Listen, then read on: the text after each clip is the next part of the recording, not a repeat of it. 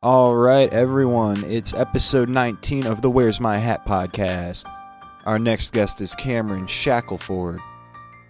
He is a comedian, a Fort Wayne local, a podcaster, which I'm sure he'll tell you more about here. He's on Instagram at BigShack72. Anyway, give it up. Here he is. Let's go.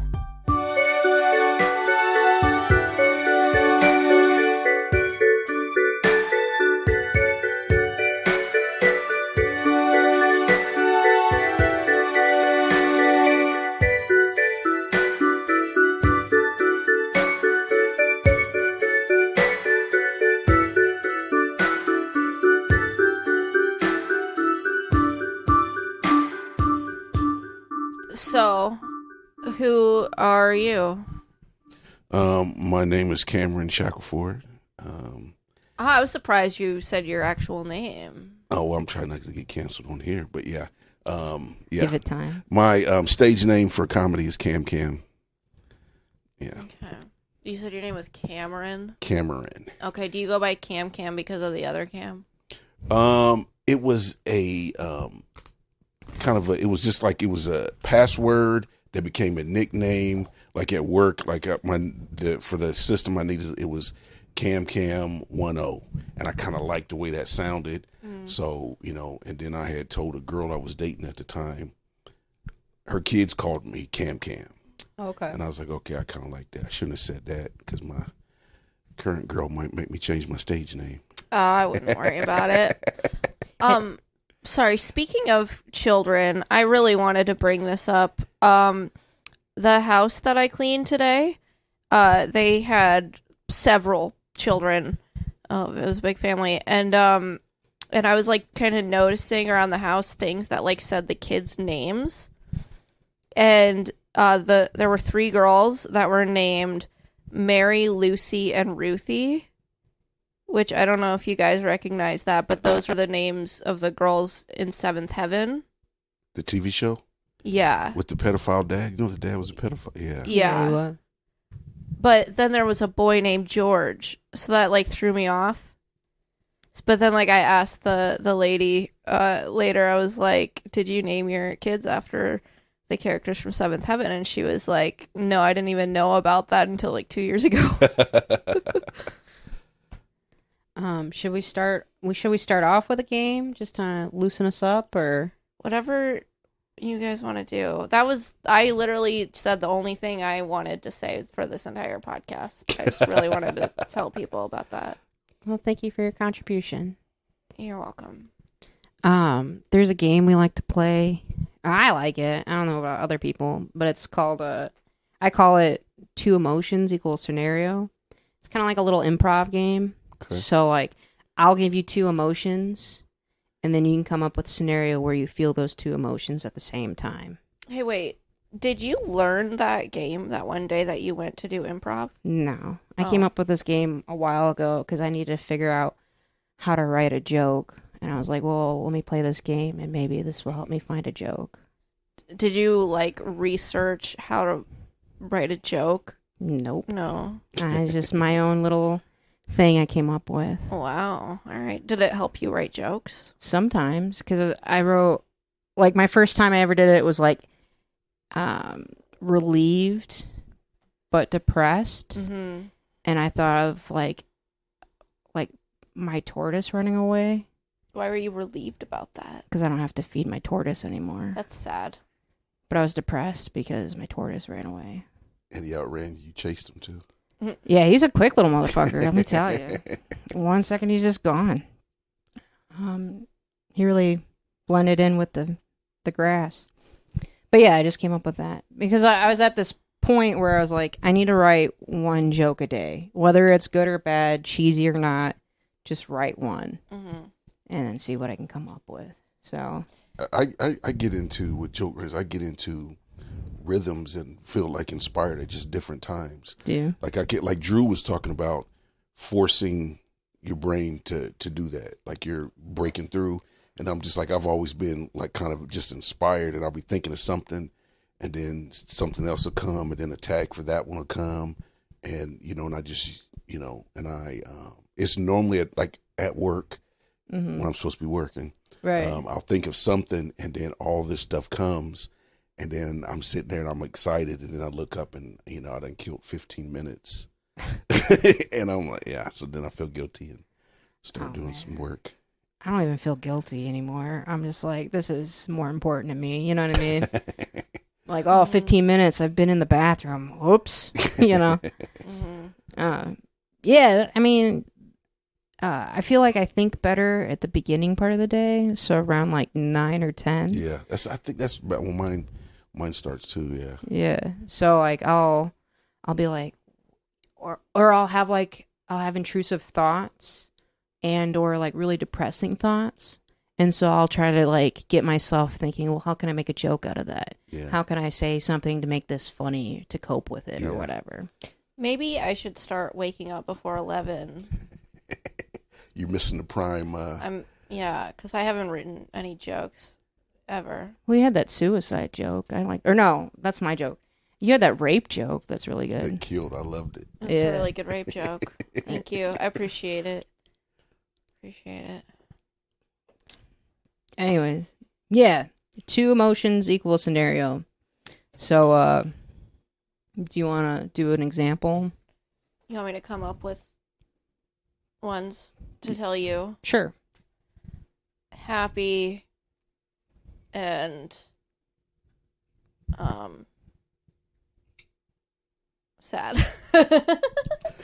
So it's a scenario Sad. where both of those emotions are involved? Let me pick Yeah. 2 different ones. I'm sorry, I'm not all here yet. Okay, anxious and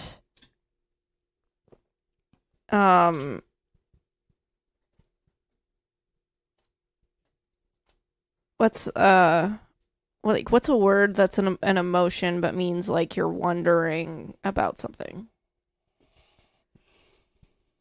Curious. Sure, anxious and curious. I was very anxious and curious while you're waiting for that second emotion. That is definitely what I felt at that time. Okay, do like a real one. All right, I'll go to Cam. No, I mean come with a real example. That is a real example. I don't think so. All right, anxious and curious. Mm. When I get my STD results back. Waiting for my STD results. And you're curious about who and how many and who else got it after you. Yeah, right. And I'm anxious to see if it's negative or positive or how positive it really is. Yeah. Yeah. When is the last time that you got tested What? for STDs? Like any STDs? When's the last time that you got tested? I just want to point out that I'm anxious right now. The last time I got a test was about, mind you, I've only had one partner before you. Right. So my guess would be maybe 4 to 5 years for you. Right, about 4 to 5 years. Which is fine if you've only had 2 partners, and I have been tested multiple times recently. So, like, not that recently, but you know, I never really, I don't think I've ever considered that would like lesbians like worry about stuff like that the same way that gay dudes and straight dudes. You can still get stuff, you know, your face is all up in the, you know, Still that spread area. the And same sometimes other things happen. I mean, we're just about to get really personal right now, but like, I don't need to know your history. I'm just saying, like, it's just something I never considered. well, when you're sharing toys and stuff too, that's something to really consider. Yeah, because a lot of the movies I watch, they clean them off. Like, why wouldn't? Is that part of the movie? Well, yeah, they do it right on camera. Like, they pull it out and they. Are you talking about porn? Yeah. Oh, You know, that's- no, not on okay. Disney Channel. Yeah, porn. But it's just like, it just seems like, wouldn't you trust the film crew to have it clean when you get there? I would hope they give you a fresh one, like I straight would out of the think, package. Yeah. But they always like, you see them like, I'm like, why wouldn't you just? Why wouldn't they, if you're making a film production, why wouldn't you have, like, maybe, like, 2 of the same thing? Because, like, who's really going to think about whether or not you're cleaning? That's not, like, the sexy part of it. Everybody, there's something turns everybody on, so I wouldn't say You that. like watching Not them me. I'm clean not it? saying me. I'm just saying, but I guarantee there's somebody that there is. Or they could have like two different ones, so then it's like clearly they're using a new Well, object. they probably have. There's probably standards, like industry standards, that you have to abide by. Right. Like any other movie, like you just can't. You have to have a STD test within so many weeks of shooting. Like you have to, all that stuff. So there's probably something on there about devices and stuff too. Like this thing, it could only been used in 3 or 4 movies. Right. They got a body count. So if you slow down the porn and zoom in like I do sometimes, you can see little notches on the thing. So they say, okay, I'm making it up, but I'm just saying It's it would like be fun. animal actors that can only go on for so many weeks before it needs to retire. Yeah. Oh my goodness. How do you suppose that they keep people from having unwanted pregnancies who do porn? Money shots. I don't know what you mean by that. Money shots are, unless it's, and I hope I'm not overexposing myself for my knowledge of porn here, but the money shot is when the guy comes out and finishes other than the inside a gal. But what about when they come inside? Because there's some porns where that's the whole point. It would have to be their responsibility, the woman's responsibility to have herself, scraped out, clogged up, whatever medical terms you guys want to use. I didn't realize either of those were medical terms. I'm sure there's stuff to prevent. I'm sure there's really nice looking female condoms that you don't notice is there sometimes. I'm sure there's movie magic going on there that we're not aware of. Or they just, after they shoot, they just go ride a roller coaster or something. Right after they shoot. Do you think that would prevent No, pregnancy? I'm being really silly here. No, I'm sure 6 weeks after it would prevent a pregnancy. But I'm sure it's just they have to keep up with the STD test. They're probably taking pregnancy tests too, and maybe the guys are sterile. Yeah, they fix themselves because that's their industry. They don't want, and if your job is to go and have sex all day, you're gonna have accidents. Here's a question. Wait. Yes. I guess I don't understand when a guy gets a vasectomy, do they still come? Yes. Yes. I had a vasectomy. I had the same questions. I didn't know if air came out. For real. It's because you're ignorant of these things. You didn't know if air comes out. Is it water? What is it? Mm-hmm. It still looks the same, feels the same. I couldn't tell you about the taste. It's just I don't feel a difference, but I haven't had, kids in 20 years, so 24 years. So, but it's, how do they keep the little sperm cells from being? It is, they separate the vas deferens. There's, I guess there's just a regular ejaculant, and then there is a tube that brings in the life-making stuff. And that's what, on me, they cut that. They cut the vas deferens, they cut it, and then they cauterize both ends so it doesn't grow back together. Do you know that's one of the most botched medical procedures in the United States? Is it? It is. I had mine in an army hospital. Did you really? Yeah, it was an experience because they don't tell you everything. Oh yeah. So when I'm on the table, there's the medical doctor was an army guy. Then his assistant was a civilian, so he's got a ponytail.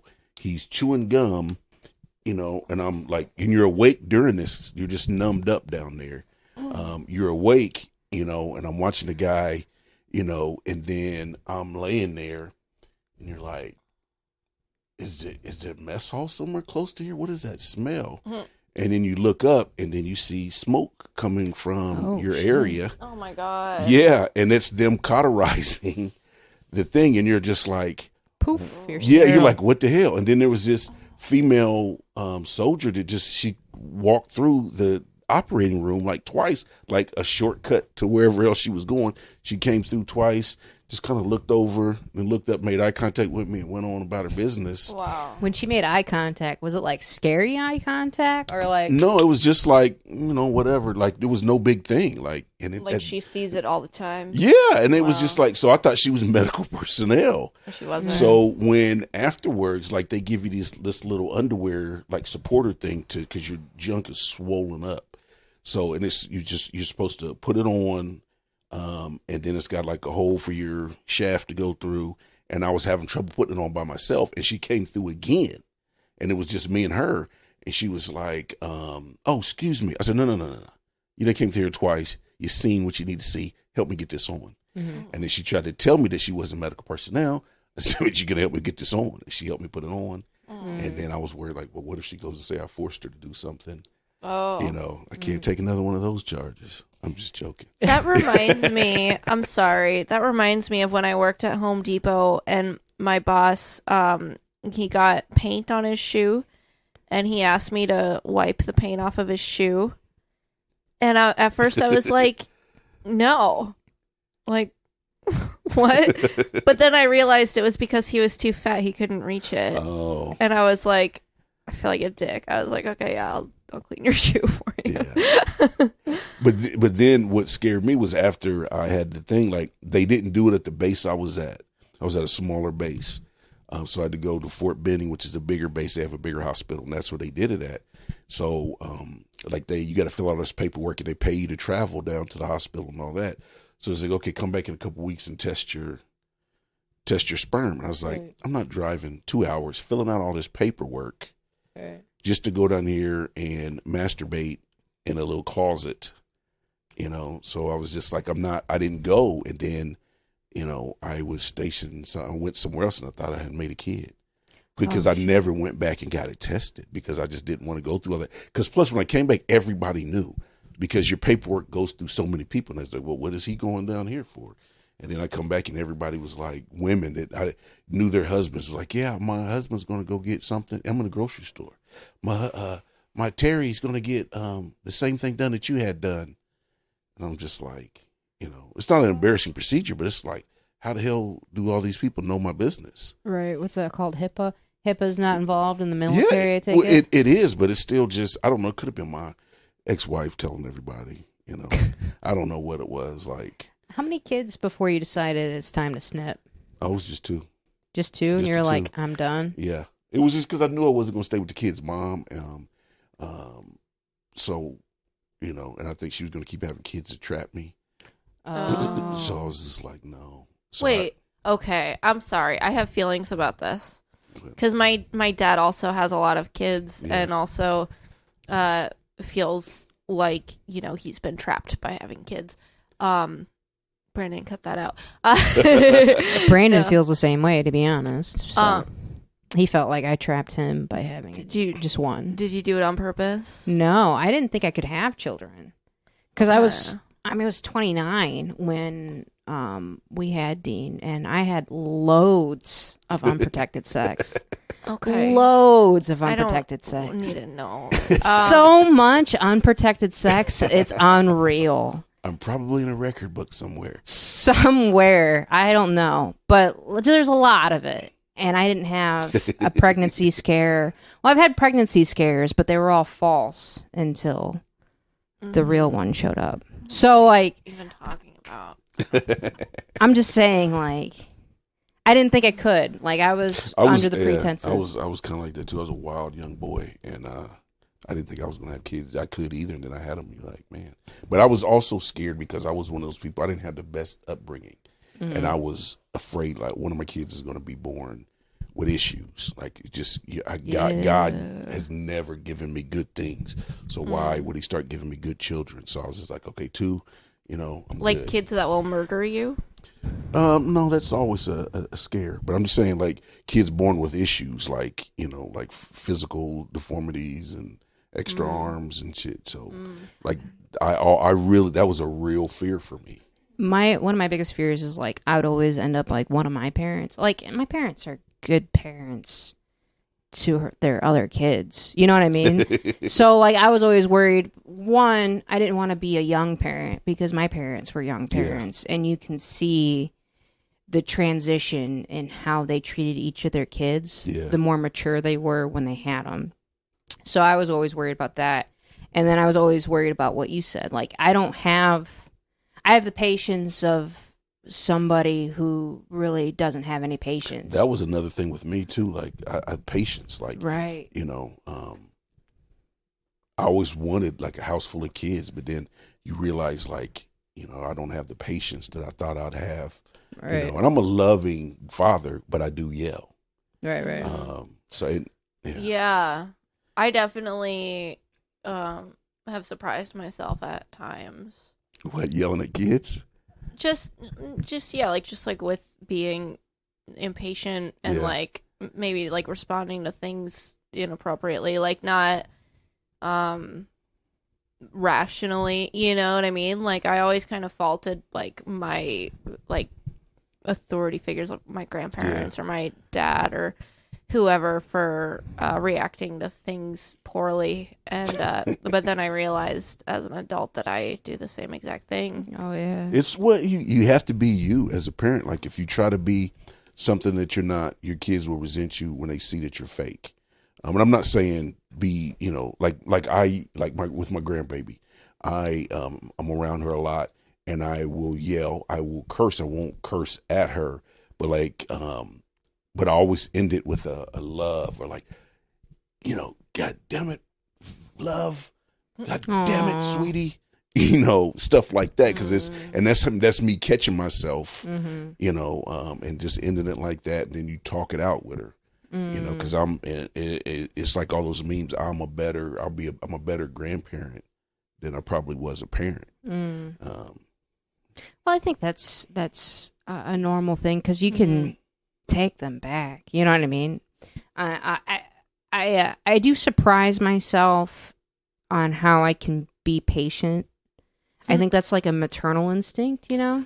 Did you get the point, and your husband probably the same way, stuff that you know that you have no idea why you know it about parenting? Did you ever experience anything like that where it's just like, how did I know? A little bit. A little bit is because, like, I did help raise, like, the age difference between me and my siblings are significant. So, like, I did help raise my brothers and my sister. So there's some things I did know. Yeah. But then there were other things where I'm like, oh, like, it just came to me. Yeah. Like, the other day, perfect example. My son reached up on the counter and poured rice all on the floor, and it was the only bag of rice we had, and that was going to be his dinner. And it's all on the floor. Normally, if it was if it was this cat right here, I'd be cursing her out. Yeah. But I was like, no. That's not going to help the situation. It would help me feel better for a moment because I'm very temperamental. But I was like, I'm just going to take him out of the kitchen. I'm going to put the gate up. He's going to cry, whine, and be so upset. But I'm not going to react. I'm just going to clean up the mess. And then I said to him, do you know what you did wrong? He's like, no. I was like, well, you touched up on the counter, and you're not supposed to do that. Where I didn't think I would be able to do that. Before, I would be thinking that I'd act differently, screaming and cursing. You know how I do when he bites me. You know what I mean? When he bit me, I something primal came out of me. I don't know what that was. I don't know if it's just like I don't want to be eaten alive or what it is. But I was like, what the fuck? You know what I mean? Yeah. But yeah, I was like really impressed with my own behavior. I don't know how long that's gonna last. But yeah, there's different things that I didn't know I could do as a parent. But then there are other things where I'm like, probably shouldn't be doing that. So it's a give and take. This is your experimental child. This is when you get all the mistakes out. Right. Well, he's probably gonna be my only child, to be honest. But yeah, he's spoiled rotten. Yeah. He's treated like royalty, and he's a wild animal.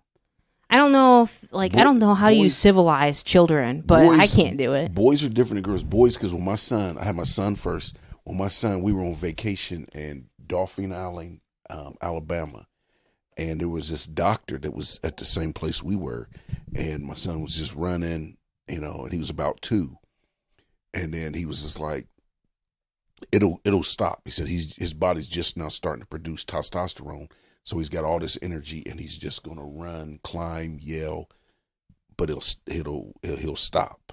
You know, I don't think he stopped until he hit high school. But here I was hoping for some hope here. but girls are different. My daughter never really, she never really was like that. And it's different with boys and girls too. It's just like, because my son was my first, he loved them.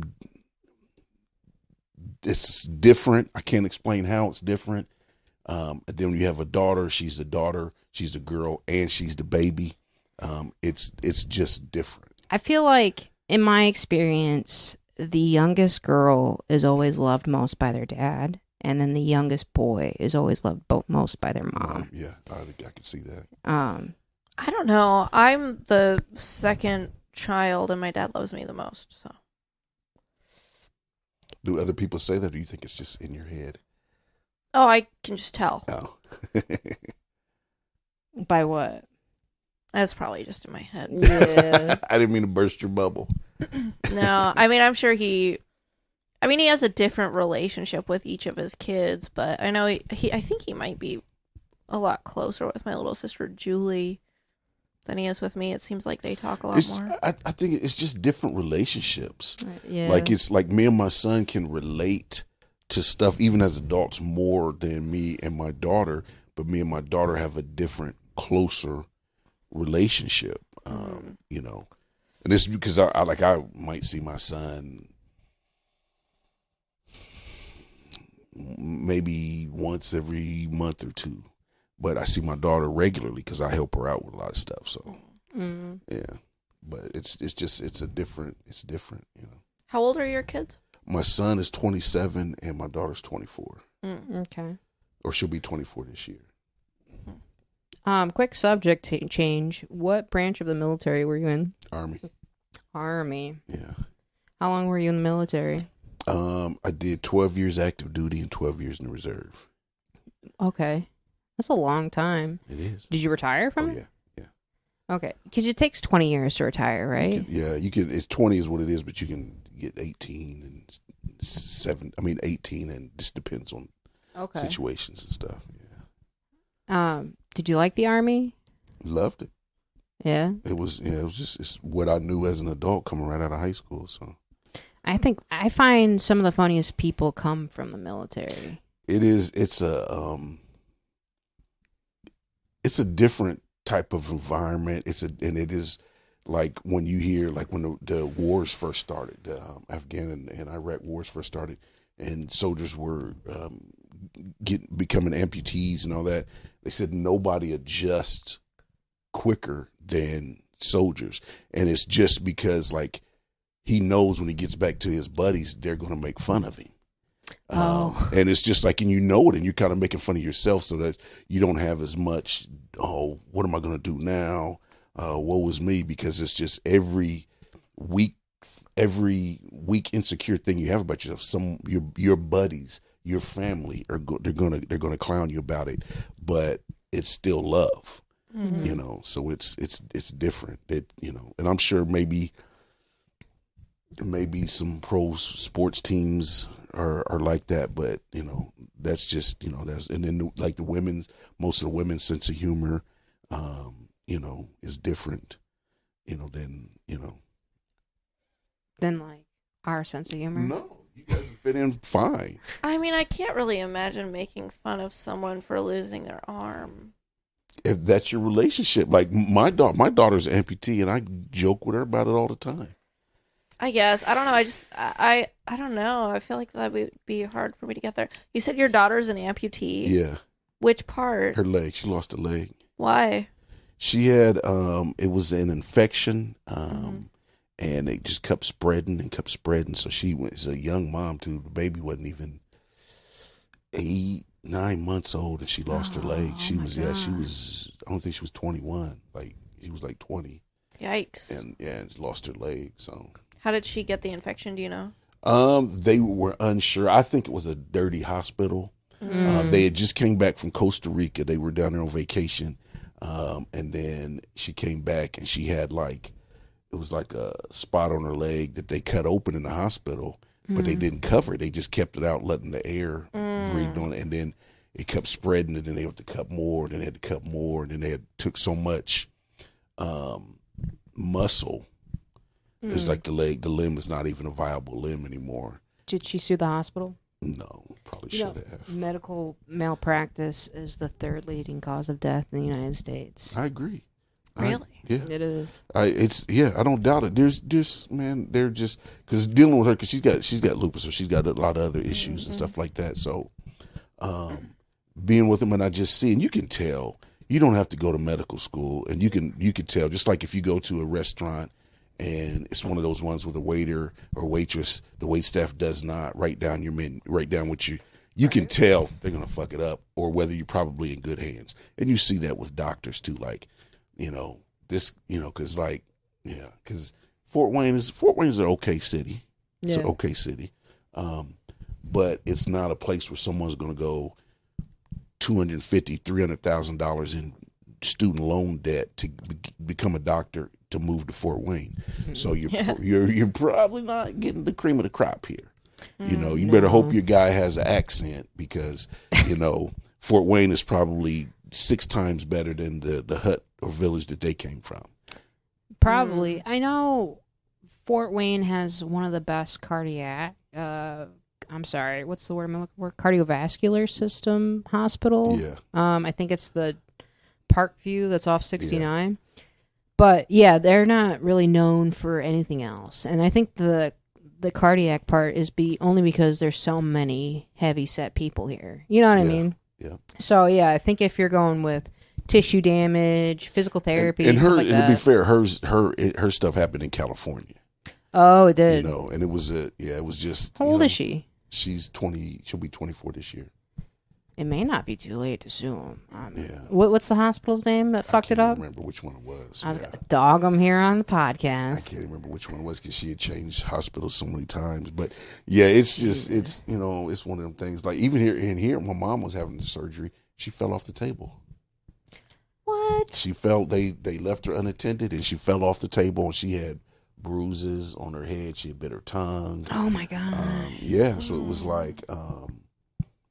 But they handled it, and I watched the thing where they were talking about medical malpractice, and they said the number one reason that people get sued is not because they make the mistakes, it's how they handle it. Right. Either if their first impulse is to cover it up, or how they break the news to you, that goes a long way. And the way the doctor came to us, the hospital staff came to us, it was just like, okay, you did the responsible thing, like. I still think my sister sued him and didn't tell me, but yeah, I don't. It's really weird because we have the most expensive medical care. Yeah, we have third leading cause. It might be lower now, but it's the third leading cause of death in the United States. Yeah. We don't talk about that. Yeah, just like the infant mortality rate for all these programs that we have, all these going to the doctor every week. Yeah, our infant mortality rate is just as high, or it's higher than places where they're being born in rice fields. Well, I have theories about this. I have conspiracy thoughts about this. Tell us. Go for it. I'm not going to go down. Well, why don't you bring it up? Because if you want to know, give us a comment, give us a like, and we'll talk about it on the Patreon. Why? What's your conspiracy theory about this? I just find it fascinating, like the way we look at infants and the way we're supposed to take care of infants here in the United States is so different. In Europe, the way we take care of new mothers here in the United States is so different in comparison to Europe and in different parts of the world. Just say civilized world. Yeah, I don't want to say civilized. That's not America's not so civilized. Not anymore. I say it all the time. You know what's bullshit? I'm sorry. Growing up, my family was always very patriotic, and I was always just like, why? It's like you guys, we have a nice situation, but you guys work your ass off. It's you know what I mean? There's nothing wrong with rooting for the home team, but just don't be delusional. Right. It's just like there is a such thing as toxic patriotism. Mm-hmm. when I was a kid, sorry to toot my horn here, but so my mom, I mean, I've talked about this on stand-up, but I grew up atheist. Like, we were brought up to not believe, but just read between the lines and to realize that everything comes with some sort of consequence. So, like, I remember not standing up for the Pledge of Allegiance at, like, I don't know, 8th grade or like 7th, 8th grade because the word God was in it. And I was sent to the principal's office multiple times just because I refused to stand up for it, which I find really interesting in that because, like, if we're a free country, why am I getting backlash for not standing up for the Pledge of Allegiance? You know what I mean? When you see TikToks of people who came to America from other countries, it is wacko that they make kids do the Pledge of Allegiance. It is. Like, if you just take a step back, it is you are pledging your undying allegiance to, to your government. Right. And it's something that you don't even understand. Exactly. They only did that during that type of military mentality only occurred during Nazi-occupied Germany and in North Korea. Those are the only two countries where that has happened. Yeah. And now it happens here in the United States. I just find that fascinating. I'm just going to go get myself another beer here. I was wondering what you were doing. I'll take one of those Budweisers while you're, But yeah, it's when you and that's what I like to do is just take a step back and just look at stuff through somebody else's eyes, and I've lived in other countries and other cultures and stuff. So it's just like, it's, cause I was a ugly American when I went to Korea. When I got there and I had got lost, I had got myself lost. So I'm asking questions. These people and they were polite about it, like, oh, no English, and I'm like, in my head, me being a ugly, ugly, boorish American, in my head, I'm like, I probably said it out loud because no one spoke English. I was just like, we've been in your country for 50 damn years and nobody speaks the language. And then I heard myself say it because I did say it out loud, yelled it, matter of fact, in traffic.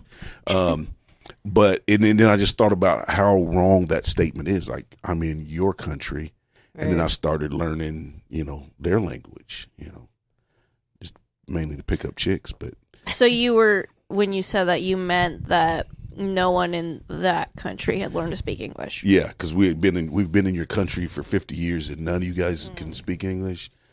I'm sure. There's probably lots that do. There's plenty that did, but it was just me being an ugly American, and it just because there was a lot of places that wouldn't, like bars and stuff, that wouldn't let GIs in.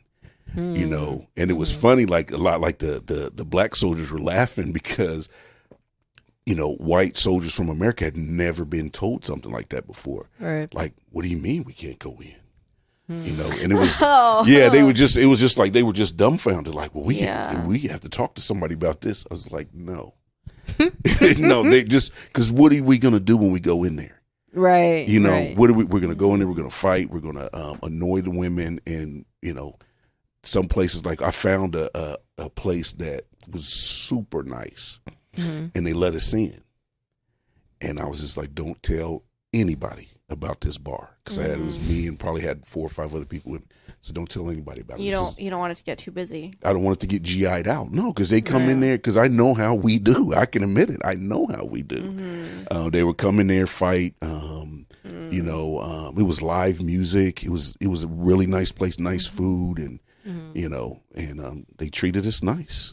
So awesome. I'm just like, don't tell anybody about it, because they'll come in here and fight in their saggy jeans and cowboy hats and just destroy this place. So don't tell anybody.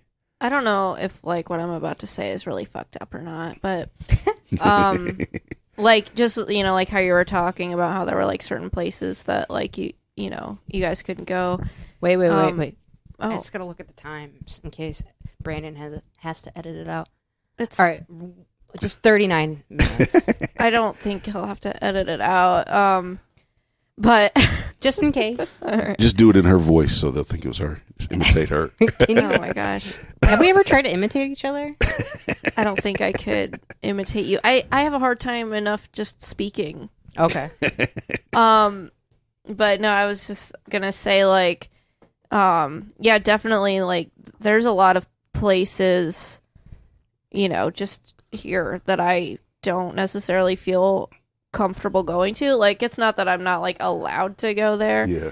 but a lot of like different bars or like hair salons, anything. Like Yeah. if I step foot in there, I'm like, this is not the place for me. You know what I mean? It's and I think a lot of it why do you feel uncomfortable? I think I know what you're going to say, but I'm just not like, you know, like the normal like upper middle class white, you know, like sports fan or like normal looking white lady. You know what I mean? And like I feel really out of place. But sometimes that's good. Like you go, like I was like that for a long time because I'm from Richmond, Indiana. I grew up, we had really bad racial issues, really, you know, so that stays burned in your head, you know, and then, but I got to a point where I was just like, no, I'm going wherever I want to go, unafraid. And I was in Alabama at a gun show and,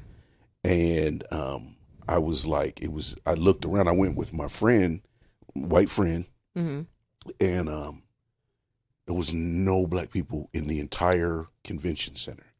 And then I finally saw one, and it was the security. He was the cop. He was there for security. And he was like, looking at me like, I've been trying to make eye contact with you just in case something goes wrong, you know, and that's how black people think. And this was how bad it was. They were not expecting any black people there. And it was the South. It was Alabama. They had on one, I was looking at, it was like a knife, these decorative knives. They had a commemorative Ku Klux Klan knife set. Fuck. That's not even the worst part of it. They was sitting there and I was just like, man, that's a really nice knife. But it was just like Knights of the Ku Klux Klan. And then another stand, he had pamphlets, recruiting pamphlets on the desk, on the top, just sitting on top of the thing for Ku Klux Klan. Did you take one? No, I went to get my buddy to tell him to show him. Oh, you know, and then I came back and the guy, you know, he had it down, like he had taken it down because he seen me looking at it and he was just like, you know, but then he took it down. And there was another guy, he was demonstrating this. It was a nice rifle. And I asked him a question, and the South is a different animal. I gotta say, so like where I'm from, like I've never experienced racial issues, right? Yeah. Like I'm not used to like the idea of treating where you grew up, was different. it a diverse area? Or was it just all white folks? Majority of the people who were in my class were Hispanic, and I didn't have that many black kids in my school, but I had a lot of Hispanic classmates, and so like I'm just not used to that. Like I had several black stepdads, kind of, and so like I mean, it's just not something I was ever thought of as different. But when I went down south I was in Virginia, for 2 weeks, and when I was down there, I was told by the guy I was seeing at the time, he's like, no, don't talk to black people. It's a whole different animal down here. There is no mixing. There is no mixing. It's like when we had got lost out in the country one time, and the guy you could see the struggle on his face he had to be racist, but he also had to exhibit Southern hospitality.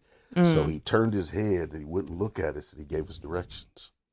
Oh, no shit. That's interesting. That's fucking weird. It's like, and then there was a nightclub that we went to there, and I had been there. I've been going to this club 2-3 years, and it just I never considered it. And then one time I was in there, and it was just like, you know, something was like beaming in my peripheral, and I was just like, you know, what is that light? And sounds funny, but it was 2 blonde white women in this bar, and they like stood stood out. And at that point was the first time I realized I had never seen a white person in that bar. Holy shit.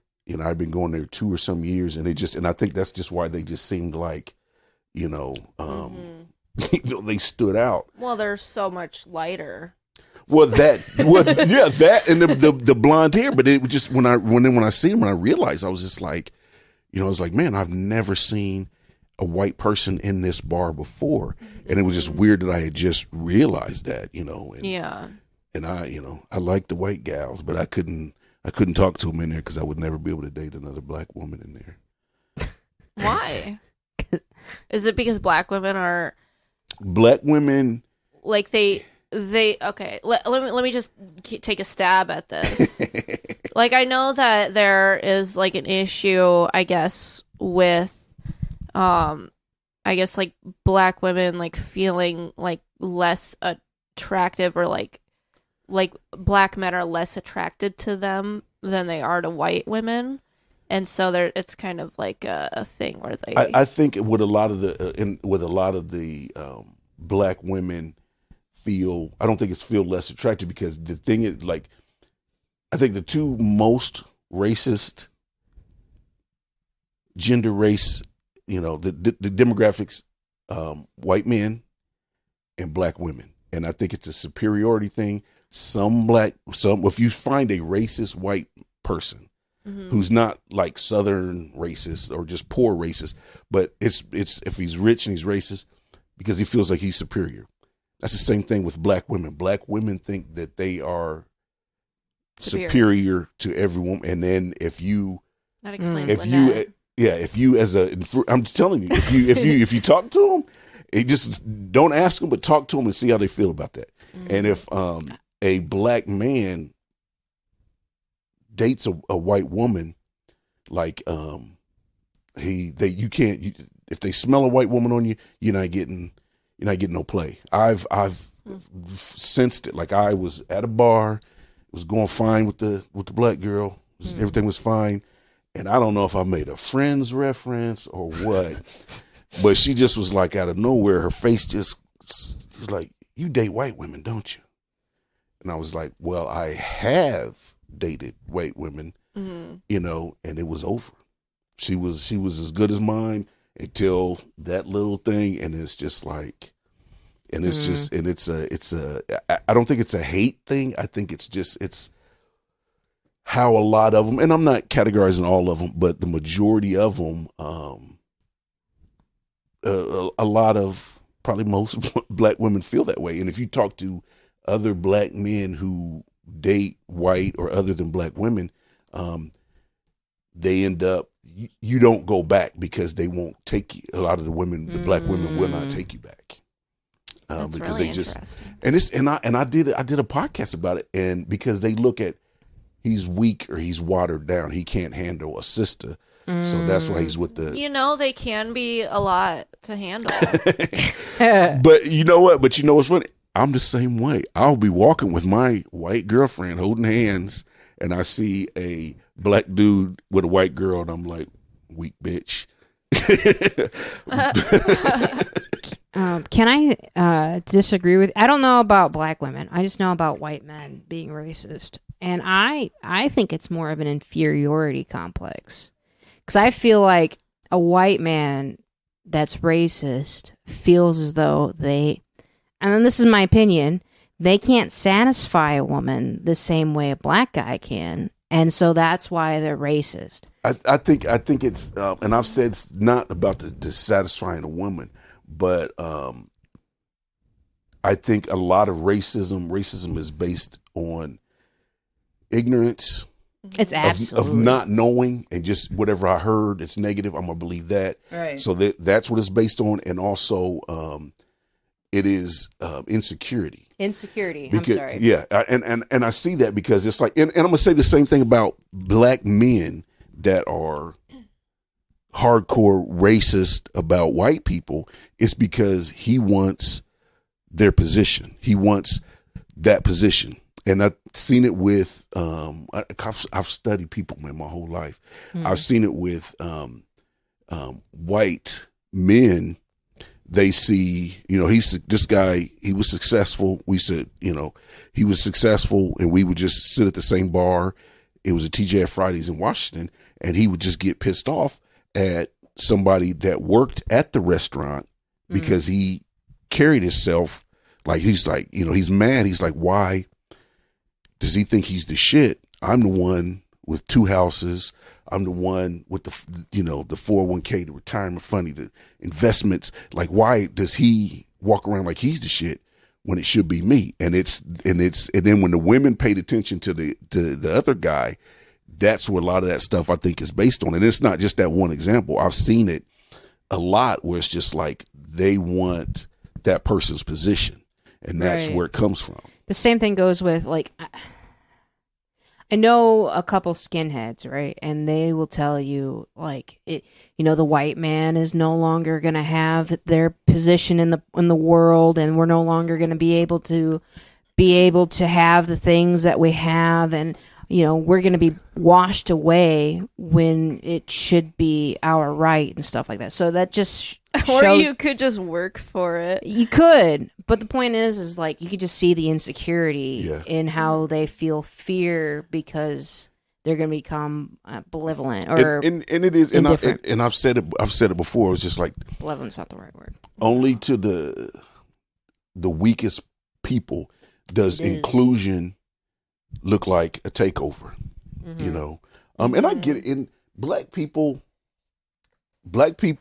we're a lot, I've seen it. When you come into a place, and it's like sometimes that popularity, and not to get political, but Barack was he was a popular president for the right reasons. Right. And I think I think that stoked a lot of that insecurity.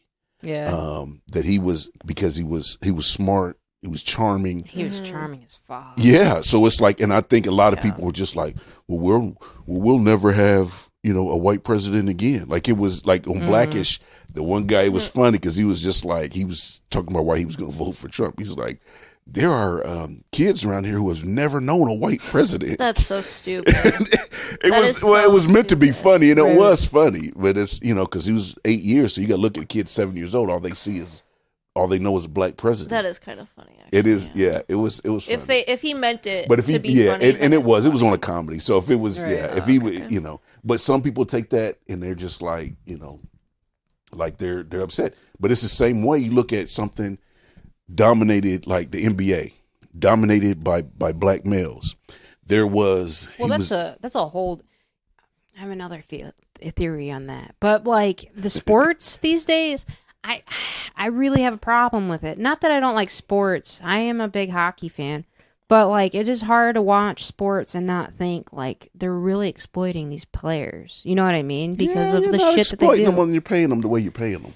They are paying them the way they're paying them, but like let's take wrestling, professional wrestling for example. They don't have health insurance. Did you know that? Yeah, it's their independent. Did you know the NFL is a not-for-profit? Yeah, is that fucked up or what? They make billions annually. Non-for-profit is just a tax cut. That's all that shit is. Yep.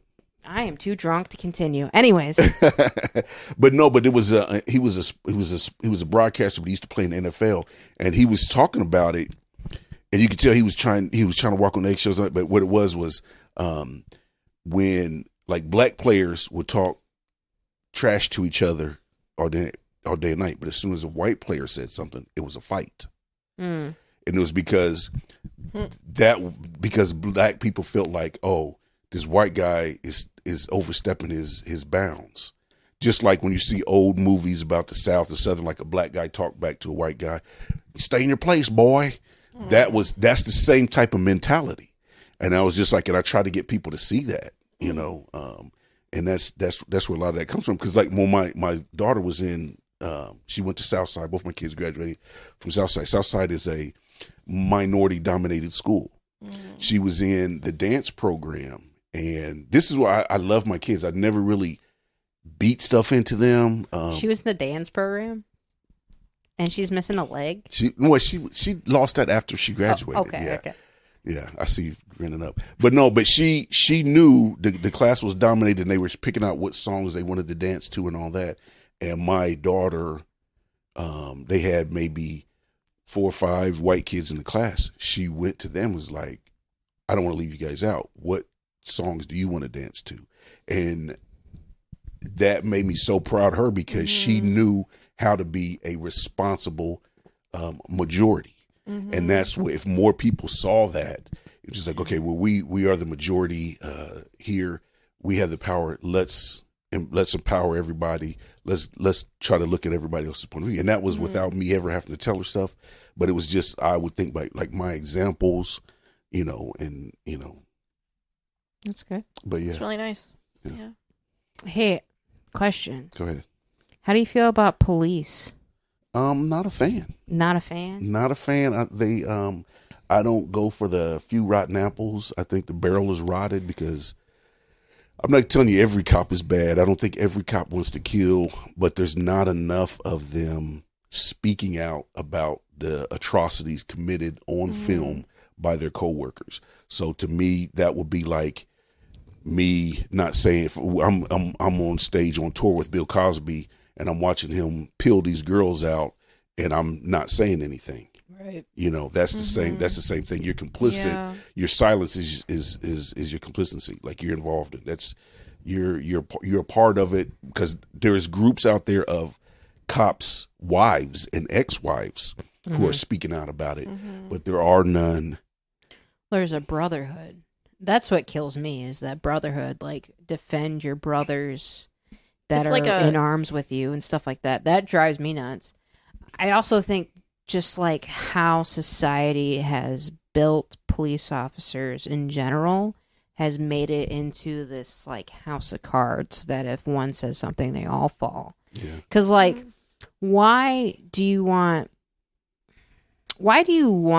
your police to be hated? Because that's what it's designed to be. Like, your police officers are supposed to hit a quota to give you so many tickets. They're supposed to do these Quotas searches. are technically illegal. Are they? Yeah, they're not supposed to have pullover arrest quotas. None of that stuff. Oh, But they do. A lot of them do it, but they're not supposed to. They're not. I was a criminal justice major for a little bit. oh no shit. Yeah. Oh, tell me me all about that. Well, no, it was just I really didn't like my ex-wife, and I had. Sorry. This is the truth. I believe it. I've been drinking, so I could be making this up. If somebody ever try to hold it against me in court, I started taking criminal justice class just so I could plan the perfect get her out of there. So I took a class called Crime Scene Investigation, and so I could stage the perfect crime scene. But yeah, OJ messed that up because now when if a spouse dies mysteriously, the surviving spouse is the automatic first. Yeah, so I was like, I can't do that. That's why you never get I don't married. want to were leave my gonna- kids orphaning. You were gonna murder your wife. I had issues back in the day. He's not confirming nor denying on this podcast. I'm joking. If it creeps you out. You're only joking if it creeps me out. If it doesn't, if I'm fine with it, then you're not joking. But no, I was just Well, I was at Fort McClellan, Alabama. Fort McClellan was the home of the military police. I was in a military police unit. No shit. Yeah, so there was just a lot of criminal justice classes and stuff like that. So I just got in all that protective service training, the special weapons and all that stuff. So, but it was a lot of criminal justice courses. So I just took the. If I were to join the military back when I was like a dumb kid, that's what I was going to do is military police because it's the only job as a female where you can hold a gun. It's like one of the very few. Everybody fires a weapon. Everybody has to qualify with your weapon, but to carry as a woman, as a civilian, yeah. I mean, as a non-wartime. In wartime in Afghanistan, that weapon went everywhere with you. Women, everybody carried your weapon, and bridge crew and all that stuff. Everybody who was assigned a weapon carried their weapon. You carried it to eat. They have the MWR is morale, welfare, and recreation. So they had these, we call them clamshells, but it was like these big tents that opened on the ends, like kind of like a clamshell. Mm-hmm. But one was a gym, but they would have one night, it would be salsa night, country night, hip hop night where they would have a DJ and they're playing music, so you could just go in there. There was no alcohol, but you could just go in there and listen to music, dance if you wanted to. And it was so weird because we're going to the thing and the sign on the door said, "You can't come in without your weapon." Oh, weird. It's like so opposite here in the States, but it was just like because we're in Afghanistan, Right. you just want to go listen to music, but you got to have your weapon. So like, Just in case anything happens. yeah. And loud music is an attraction to whatever, too, Well, the right? base where I was at, I'm not trying to make like I was a actual war fighter. The base where I was at, it was nicknamed Camp Cupcake. It was the biggest base. It was the one that everybody came to first when they got there. It was so secure. Like Kid Rock was just walking around. Oh, Really? shit. Kid Rock just was walking around. Seven Dust, that group's Heard of that. yeah, Seven Dust, their lead singer was just walking around with no security. A retired NBA guys walking around. Did you see a lot of USO tours? Like, you saw a lot of, comic acts and stuff like that? I know Bob Hope was really, I'm not that old. I wasn't. Bob Hope was doing it when he was, in his 90s, Yeah, though. but Bob Hope's been buried for quite some time. I don't remember any comedians coming through. How old are you? Can I guess? Go ahead, take a guess. 53. You're wrong. 62. You're even wronger. Which would was you guess, closer? I wasn't going to guess. What did you guess? I'm not going to be insulted. I'm not a chick. 71? Yeah, close. She's closer. Yeah, no. Really? No. No, I would say if your kids are in their early 20s, I'd say you're about 65. Now I thought you guys were playing. I'm not 48. 60. I'm sorry. I was going the wrong 60. way. I'm dyslexic. No, So I would say 50? 45. I'm sorry. Dude, next time I get on stage, I'm going to do some push-ups or something. Let you guys know that I'm still young and virile. You're But right. you have a white beard. I worry a lot. Is that why? No, I dyed it like that. Here's the thing. Why'd you die like that? I'm 51. 51. I'm 51, but I was always had a close. clean face, and So was that. I grew it out to run off the young girls because the place where I work, it's probably 98% women. So I grew. Where do you work? Why grew why it don't out. you want to hook up with young women? Well, because it's weird with my kids. I did a bit about it. It was just like I had a code where I was like I wouldn't date women younger than my kids. So I met a fine one at work, and I challenged my daughter's paternity. Until I got the results back, I dated the girl. But no, I made that up. But no, it's just it's to me it's weird to date people my kids' age. That's respectable. I really appreciate Yeah. that, honestly. Yeah. I'm not saying I'm not attracted to them. I'm not going there with you. But it's different. You know what I'm saying? It just I don't want to be Woody Allen and I don't want to be creepy like that. So it's just like I won't date. I appreciate that. Yeah. I don't even look at young girl porn no more. That shit creeps me out. Really? No, I'm there. You know, they're not. What do you watch it? Middle-aged stuff? Yeah. Stepmom porn? Stepmoms. Just if you just put in there mature, sometimes they go too far with it. Like really old people. Yeah.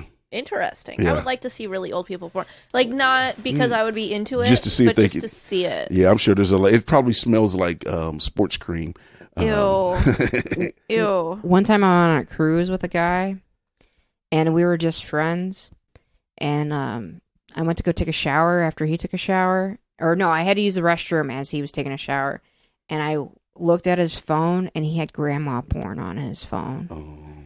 And this dude was younger than me. I was like, all right, get it. See what you, I mean, good job, man. So there's hope for the mature women out there, for sure. The granny porn is it's like when when the internet came out, like internet porn was like you just had to see what was out there. Right. So it's like you've kind of as like a freak show. You looked at everything. You looked at little people. You looked at old people. It was just to look at, but nothing. What got me was all the different categories. Like you go to these A through Z's, and there's like if you don't know porn, you think, okay, well, how many A categories could there be? And there's like 10 A's, 10 B's, and it's just like, what the hell is all this stuff? And you know. But it's just, it just knows that there's something out there that turns on everybody. Like, I don't know some of the stuff, like, how do you know that getting peed on turns you on? Like, how does I think it happens once. I think also, like, squirting happens, and Well, then, that just like, happens. once that happens, you're like, well, what's it like to be peed on? You know what I mean? I would imagine that could be a, I don't know. I feel like it'd be a lot easier just to get peed on than to make someone squirt. if it happens, it happens. Sometimes some women do it all the time. Yeah. They don't stay around long. I don't like that shit. So it is a really weird experience, but And it's pee is what it is. They it is legitimately urine. Yeah. And I'm just like, there's no cavity other than the bladder that holds that much fluid down there. Guys who are listening to this podcast that don't know anything about female anatomy, there's not two bladders, one for just there's female two jizz. holes there where pee comes out of. I think there's two holes there. There's a different one with that stuff because it bypasses something because it's not. It's There's the same. glands. It's the same. Yeah, it's the same stuff that urine is made of, but it's not.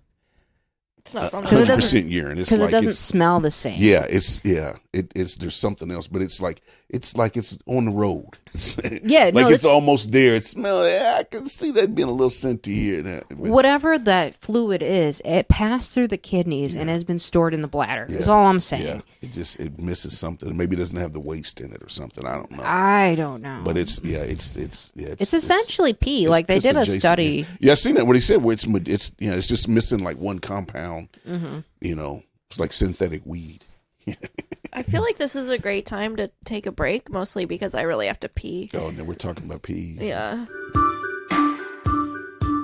I think that might be a good idea to go back to that game we were playing, and you should give him 2 emotions. Real fast. I really want to talk about what we were just talking about because I was getting on a rant. Oh, okay, go for it. No, I was just saying you weren't in here in the room, but I was talking about how, like, period jokes for women is considered hacky. Mm-hmm. But that pisses me off because, like, men will talk about their dicks for, like, 20 minutes. Mm-hmm. And that's not hacky. You know what I mean? Yes. But, like, my body gets mad every 28 days that I don't develop a body, so it gets rid of half of a body. And I'm not supposed to talk about that? Like, it just doesn't make any sense to me. I like that. No, I don't let somebody else, define your stuff. Like it's considered hacky. Some people consider doing impressions hacky. Prop comics hacky. But look how some of those people are living. Look at the success they've had. Like, don't let somebody else, if you're good at it, or that's your thing, that's your thing, I think that when it comes to certain things like, talking about your bodily functions or anything that I guess might be considered hacky, like as a topic, I think the right way to go about that is by saying something that is enlightening in a way, like something that you don't normally hear. Like if it's too easy, then it's hacky. Yeah. But if it's like something that's like if it brings up a new idea, then it's not hacky. Or just a different take on it. And that's the thing. If you can make it work. Like, don't let other comedians tell you it's hacky because people laugh. Mm-hmm. Like, right. Yeah. And that's the to me the beauty of comedy. Like, how many subjects have people been talking about, freely for 50 years, and you can still find a way to tell it funny. Mm-hmm. Put your own take on it, your own spin on it. And it's Yeah, I have a bunch of Cosby jokes that I haven't been able to use because it's a dated reference. You know what I mean? Well, he's gonna go back. He makes the news because he's talking about going back on tour. I know. So you can bring that back. That back up. I feel like people talk about Bill Cosby in like at the open mics. I feel like that happens. Yeah, him. R. Kelly gets it. Yeah. I love bashing Weinstein. I got some new Weinstein stuff. Yeah. But, yeah. Epstein doesn't get it enough. Rest in peace. Rest in peace. But yeah, let's do the 2 emotions equal scenario for you, Cam. All right. I'm gonna go ahead and say ecstatic and anxious. I don't really do ecstatic.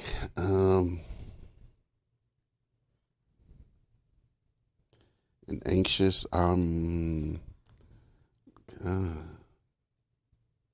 I feel like those two emotions are in the same vein. Like, well, not really. I think they'll be closer to being opposites, like happy and then anxious. Well, because when I hear anxious, I'm thinking worry anxious and not, oh, my my pizza's almost here, Like, I have an example of that. Is it all right if I... Go for it. Okay. Bail me out. Okay, going to a concert of, like, a band that you really want to see, and, like, you're anxious about, like, getting there and, like, finding parking and, like, getting in and, like, getting, like, a good view of the stage. You're anxious about all that, but then you're, what was the word, ecstatic? Because you get to go to that concert. I think flying to see the vacation you want to go would be good for that, too, for that same reason. Like, you're anxious because you want to get on the flight, you want to be able to find the flight, and you want to not, like, miss it. But at the same time, you're going to, like, Puerto Rico or Hawaii or whatever, and you're just, like, happy to be able to get to that point. Yeah. So I guess, yeah. Cam, you fucked up. You didn't even come up with anything. I wasn't going to. I could feel the block.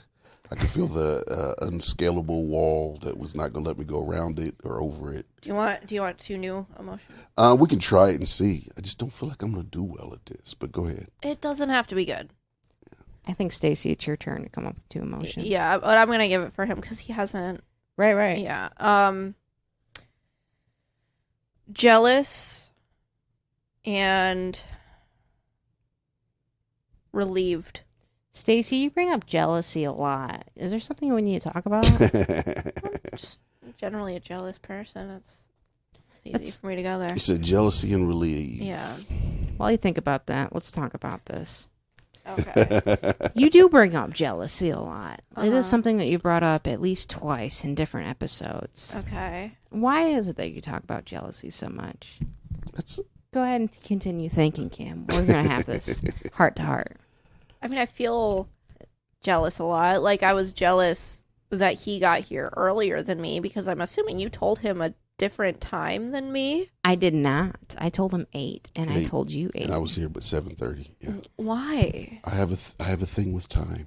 He's a military man. All right. Well, then I can't be mad at you anymore. That's fine. Were you mad at me because of that? Yeah, I was. She has some killer black jokes she was going to lay on you before I got here. And... No, I just want to be here when the guest gets here. You know what I mean? And, like, I thought that she told us 2 different times. No. And so I was like, you bitch. Because, like, we were messaging each other, and she was like, you should go back to sleep. And it was like 7. Oh, yeah. Well, in my defense, you were not sleeping that well this week, today, and I was concerned about you. Yeah. Okay, but... This was for your concern, Stacey, and here you are jealous. Sure, but how much sleep did you think I was going to get anyway at 7 if I had to be here at 8? I still had to, like, get up and get dressed and, like, buy beer and cigarettes. You know. Well, I just wanted to care about you. Well, I want to care because I don't actually care. I see what you did there. She does. She actually cares. Back to what we were saying. What was the 2 emotions? Jealousy. Jealousy is weird with me. Yeah. Because there's no health benefit to jealousy. So when I feel jealousy, I instantly try to turn it into something else because I don't want to be a hater. Like if somebody's doing a set and they're killing it and I'm not doing that, or there's nobody else's place I want. I say that.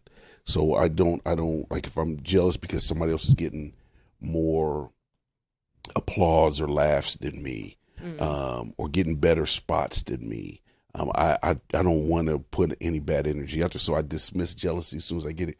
With my girlfriend,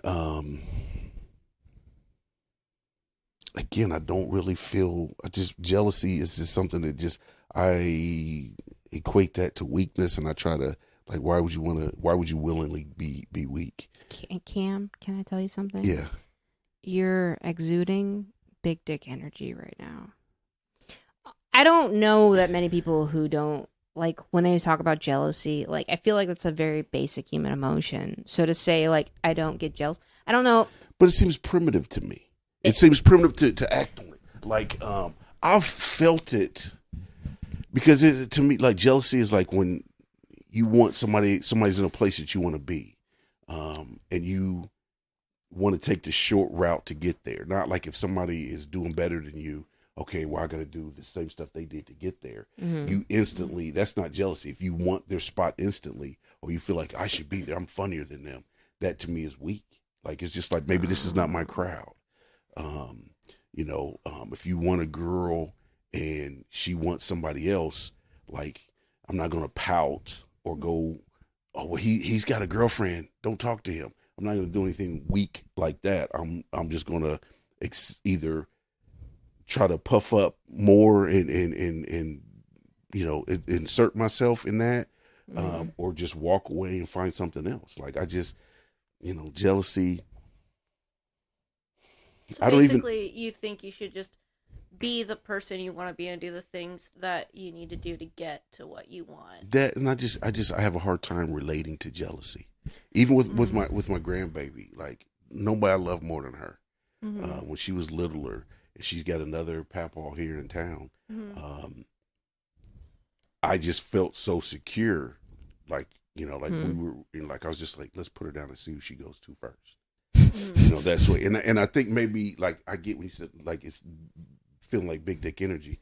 I think that's how I feel. Like, I don't feel threatened about stuff like that. Like, I'm 51, I've probably got about 4 more fist fighting years left in me. And then maybe, I won't have that same energy, or, like right now, my back hurts all the time after sex. So maybe some of that's going to come down, and I'll be able to come back and be like, now I get the jealousy thing. Because I've always felt like if she doesn't, if it's a woman, she doesn't want me, there's so many more out there. I've walked away from so many women, so many, even elementary to high school to middle school, girls that I liked, but I was just like, I'm okay. If she's not into me, I don't play those games. If she's not letting me know, I'm going to move on. I've just never, I don't know. I need to be more like you. I'm really just such a pathetic piece of shit when it comes to stuff like that. I need to change it. That. It's because it bounces around in your head, and then but also I've loved so many women from afar and never acted on it. I like the simile that you made that involves comparison with jealousy, because I feel like that's something that I suffer from, is that I do feel jealous, and then I instantly start comparing myself to whoever it is, whether it is the comic that killed when I bombed, or if it's the other woman that is talking to whoever it is that I'm interested in. Is definitely instant comparison. Like, oh, that person is younger. That person seems more confident. That person doesn't have a child. That person doesn't have as many sexual partners as I have, because I have had so many. Like, I like that idea. Like, just don't compare yourself, because you are your own individual. Yeah. And that's something that I can't seem to stray away from. And I think when I felt jealousy, it was more of a trust issue than I'm not up to par. It's not a me thing. It was always more of a trust thing. Yeah. I think for you to feel jealousy, and I know I have all kind of vulnerabilities and weaknesses and bad attributes, but to feel jealousy, I think is an admission that person or that situation is better than me in my situation. And it's just something I see it as a character flaw, and I try to not exercise that. Relief, all the time, because I overthink things, and I'm paranoid, and I try to plan for everything. So it's just like when you're expecting something horrible to happen and it doesn't, I feel that relief, and then I feel silly for being getting as worked up as I did, you know, over nothing. But I don't know. I don't think I would be good at this game. I've said that. We have topics that we can pick out of a hat that we can talk about. There was somebody said something about a comedian has always got an instant opinion about everything. Oh, I'm so opinionated. Do you think there's truth in that? I think I am constantly having opinions. See, that's the thing. Is just like, yeah. I don't always get to word them though because I'm not the most assertive person. Oh, this is a good topic for me. Oh, just grab one out, pass it along. Yeah. And do I pick it out for somebody else, or I pick it out and I talk about what's in here? You just talk about. Okay. We could. You'll pick it out, and then you can talk about it, and then we'll talk about it with you. Okay. I'll go first. Okay. Holidays. These are so bad. I write the worst topics. I guess the first thing that comes to mind is just that I'm sad that I wasn't able to go visit my family for Christmas because of the weather. That sucked. Yeah. Enough about Stacey. Mm-hmm. I do feel bad about that, and I'm sorry to hear that. And do you normally go home every?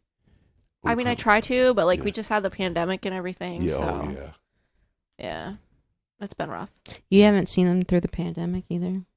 Well, I didn't go there that Christmas. I think I went last Christmas. Okay. But the one before that, I didn't go. Do you guys have anything to say about holidays? I'm normally not a fan of the holidays. I'm not either. I go through probably the deepest depression around Christmas time, Why? Between Thanksgiving and Christmas. I think it has to do with the lack of sunlight. Because that really bothers me. Yeah, winter sucks. I am the worst person during the winter time for me.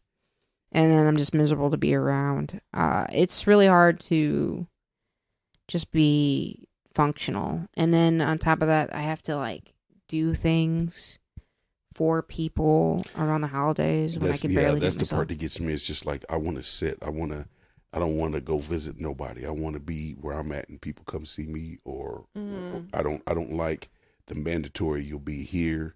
You go here. You'll spend this money. I don't like that. And I last Thanksgiving, not the one that just passed. I just said, I'm not doing anything for Thanksgiving. I'm just sitting still. I'm not doing anything. And then my girl, she hadn't moved in with me yet, so she's from Ohio. She brought me a plate and all that, and I was like, you really didn't have to do that, because I really just wanted to be left alone. Do you feel guilty when you do that, though? For, Thanksgiving, you don't go visit someone, and you're like, oh, shit, I should have done that? I love my family, my extended family, too, but I just don't like to be told what to do on certain days. I'll visit you throughout the year. But on these days, I want to sit still. I don't mind cooking. I don't mind hosting Thanksgiving, and I had just hosted a few, so that's why it was I got used to not going nowhere for Thanksgiving. But Christmas this year, we went to my girl's family for Christmas Eve, and just to see her parents, especially her mother's Christmas spirit, it rejuvenated me, because I'm a cheapskate. I don't like spending money anyway. And it just becomes stressful because it's okay, you buy something for this person, then you think about somebody else. It's oh, I got to get them this and this and that. Then you're just buying all this stuff, and it's just, and it just becomes stressful. But to see the joy that she had giving gifts, it changed something. I came back Christmas Eve. I came back and I probably spent $200 on Christmas stuff after Christmas Eve because she boosted my spirit. Yeah. That's the whole reason why I had a son or just a baby. So other people around me felt like, oh, sweet and easy gift giving. You know what I mean? Yeah. Yeah. I'm kind of agoraphobic, just a little bit. I used to be a lot worse when I was younger. So for me, just to visit my family I have so much anxiety, so much just constant overthinking. I think mine might be a mild case of that, because I just I loved when I lived across country. I moved back to Indiana in 2007. Mm. And I just got so used to holidays passing as other days. You might be a few phone calls, but it's just like it's nothing. If I don't want to do nothing, I don't want to do nothing. Right. If I want to go to Denny's for Thanksgiving, I'll do it. Right. But then coming back here, it was stressful because everybody wanted you. Different sides of the family wanted you. My mom's side wanted me. My dad's side wanted me. So it was just like it was stressful coming home on leave. So I was just then they wanted to. When I was still on active duty, it was like, well, how about we just have a party? I don't like fusses being made over me either. So I was just like, I'll see who I can. And if I miss you, I'll see you next time. Dude, I hope my dad's not listening to this. Probably not. My dad got really mad that I didn't visit him this year for Christmas, but he went to fucking Florida. Don't get me wrong, I would love to visit Florida, but how am I going to take me and my child to an airplane and then have my son sit in an airplane for more than an hour? Yeah. Like, my kid can't even sit when he wakes up in the morning to eat his breakfast.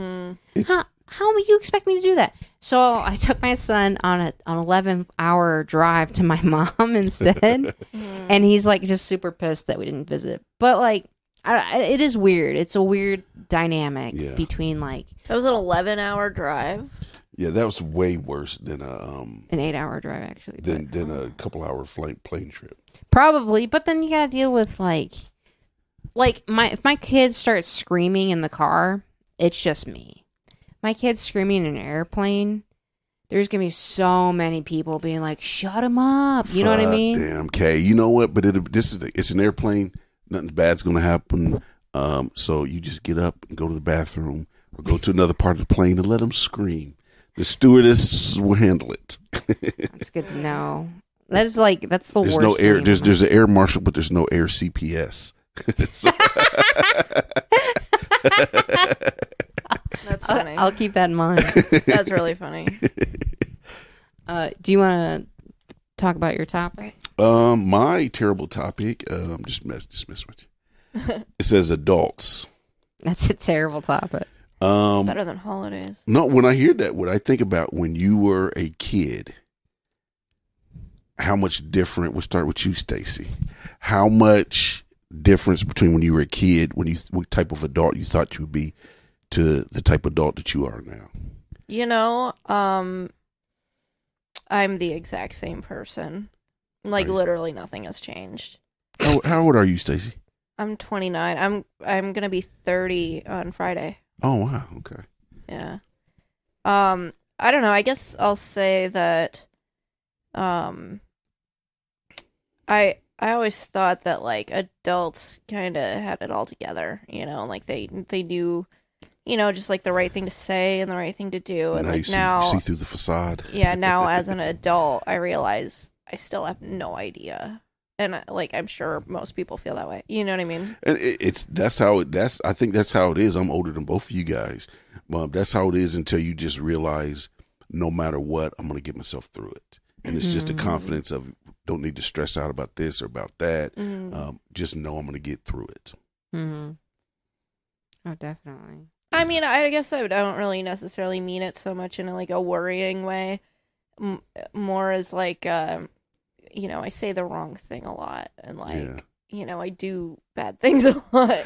Yeah, but at least you know it, and you're not like, man, my mom or my dad had it so put together, and think something's wrong with you, and that's where a lot of people go through. That's why I try to be real with my kids, and it's just like, I don't have it all figured out. I have confidence to know I'm going to get it. I'm going to get it figured out because, I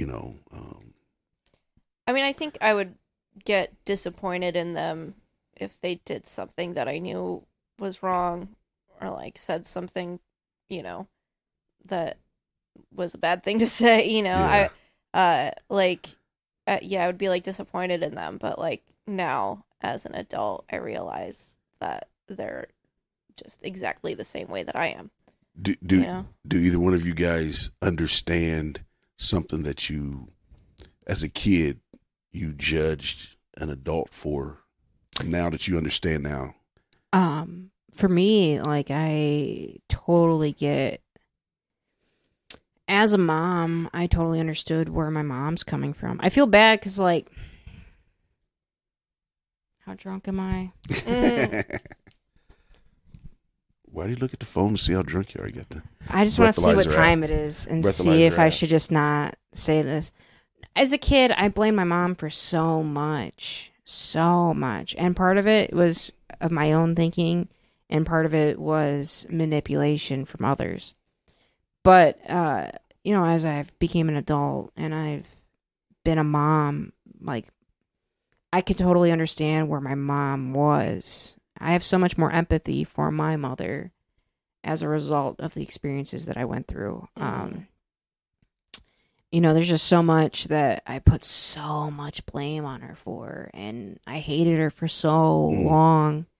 And it was only because she was just trying to do the best she could with what she had. Now, that being said, there's still some mentalities that I have that she has that I wish I could get rid of.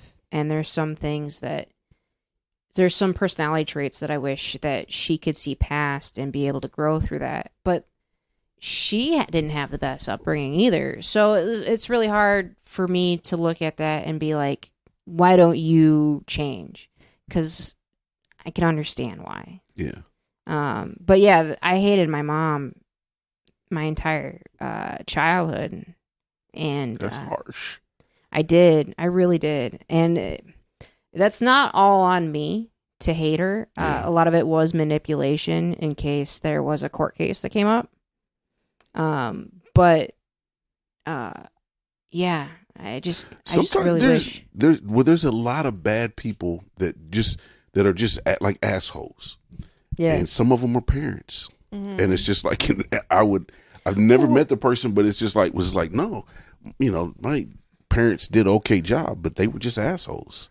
Well, and then like when we're kids, we put our parents on an echelon and we put them on a pedestal because they're the ones we learn everything from. Yeah. So when we realize that they're just people like us, when we realize that they have faults, for me, when I was a teenager and I realized they had faults, it was so earth-shattering to me. Mm-hmm. And then as I grew up and became an adult, I just realized they're just people. Yeah. And like these people only could adapt with what they were given, with the tools that they were given. Yeah. I don't think that I was wrong to punish my dad or my grandparents for the bad things that they did. I don't think I was wrong for that. Because it was warranted at the time. And, people need to be held accountable for things. You know what I mean? But I think just as an adult, I'm more understanding and forgiving. Yeah. Because, weaknesses and things like that. Like I made the joke about, parents is like when you're not a parent until you had that. Oh, now I understand child abuse because no, seriously, that was because you hit that point where it's just like if situations were like, okay, look, the kid's screaming, acting bad, I'm mad at my, husband, but you have enough money to pay the bills. So let's say if you didn't have enough money to pay the bills, you add that in there, and then you could understand. You judge abusive parents harsher, but you understand how that could happen. Mm-hmm. Right. It's just like if you have 3 stressors, if I just had that 4th stressor, I would probably, knee this kid in the forehead. Mm-hmm. But and it's the same thing with you just had that bad day at work. It's over. Yeah, like when I was married, that's where I get mine because I'm telling you, I had a horrible marriage, and I looked up to spouse abusers. Holy shit! What? Yeah. Oh my yes, because it was like I knew, my dad was physical with women, and I'm just like not like crazy, but just like a pop here or there. If you watch old TV shows, like you're the leading man You know, I think Mike Brady may have been the first dad on TV that didn't wallop his wife. The The joke honeymooners. on the honeymooners. Yeah, was always to wanted the moon, Alice. I'm going to punch you to the moon. Yeah, like, and it was yeah. okay. Like, I watched the movie. It was Marilyn Monroe, and I want to say it was Robert Mitchum. He pretty much, he rapes her. Jesus. And then apologizes, and they fall in love. Oh. There's so many movies when you watch old Turner classic movies and stuff where the men are slapping a hysterical woman, and it's just like it was just accepted, and you know, and it was like my ex-wife, like she grew up seeing her dad take so much from the mom, and then he would swing. Her older sisters same way, so she grew up not seeing like brutal beatings, but you know, a swing once a quarter, you know, whatever. And that was, and then she said later in a fit of sanity, she said to me, she was just like, after we, you know, were divorced, she was just like, she just wanted me to show that type of emotion. So she wanted me to strike her. This is passion. That's But how I you never, know. but I never did, you know, cause that's, you know, I never did. And it was just, That is a fact, though. but like, it's, you know, those goes like I judged younger. You judge those people harsh until you put into them situations with them stressors, and I was just like, I lost my religion because of how bad my marriage was, you know. But you know, not gonna dwell on that. I'm over that. my topic Yeah, why not? is baking. Baking? Wow. I bake all the time, especially in sunlight. I do like to make a nice little cheesecake every once in a while. I'm a better cook than I am a baker because that's a lot more chemistry that I'm really willing to put the effort in. Bake from scratch. If I'm going to bake, it's typically from scratch. But it's not. It's a lot of effort. It's a lot of time. It's really time consuming. And I don't do it very often. I really need to feel the energy to do it. Like, I really need to have the inspiration from like a YouTube or a TikTok video to be like, oh yeah, I would love to make that. Other than that, I'm really just making Baking like birthday a cakes for Dean. No. I think I bought the last one. There's studies that say how those kids store-bought cakes turn out, but Hasn't he only had one? He's only had one.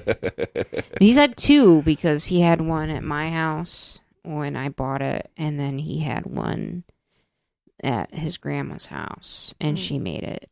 But it was for the same birthday. It was for the same birthday.